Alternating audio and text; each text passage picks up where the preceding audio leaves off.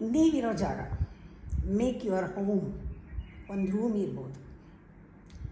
ಹೇಗಿರಬೇಕು? Safe zone. Safe ಅಂದರೆ ಎಲ್ಲ ಬಾಗಿಲು ಹಾಕ್ಕೊಂಡು ಯಾರೂ ಬರದೇ ಇರೋದು, ಹೆದರ್ಕೊಂಡು ಕೂತ್ಕೊಳ್ಳೋದಲ್ಲ.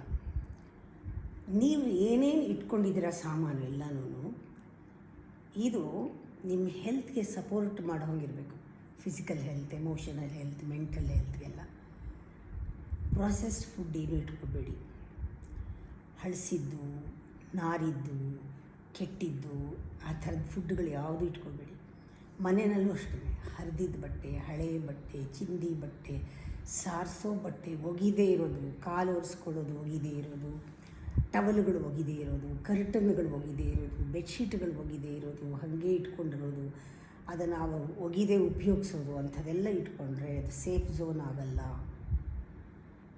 ನೀವು ದಿನಾ ಉಪಯೋಗಿಸ್ತೀರ, ನಿಮಗೆ ನೋಡಿ ನೋಡಿ ಗೊತ್ತಾಗಲ್ಲ, ಗಮನಿಸಲ್ಲ, ಬೇರೆಯವ್ರಿಗೆ ಗೊತ್ತಾಗುತ್ತೆ. ಯಾರಾದರೂ ತಕ್ಷಣ ಬಂದರೆ ನಿಮ್ಮ ಬಾತ್ರೂಮ್ನಲ್ಲಿರೋ ಬಕೆಟು, ಮಗ್ಗು, ಟಾಯ್ಲೆಟಲ್ಲಿರೋ ಬಕೆಟು, ಮಗ್ಗು ಎಲ್ಲ ಕಿತ್ತು ಎಸೆದು ಬೇರೆ ಆವಾಗ ಬದಲಾಯಿಸ್ಕೊಳ್ತಾ ಇರಬೇಕು.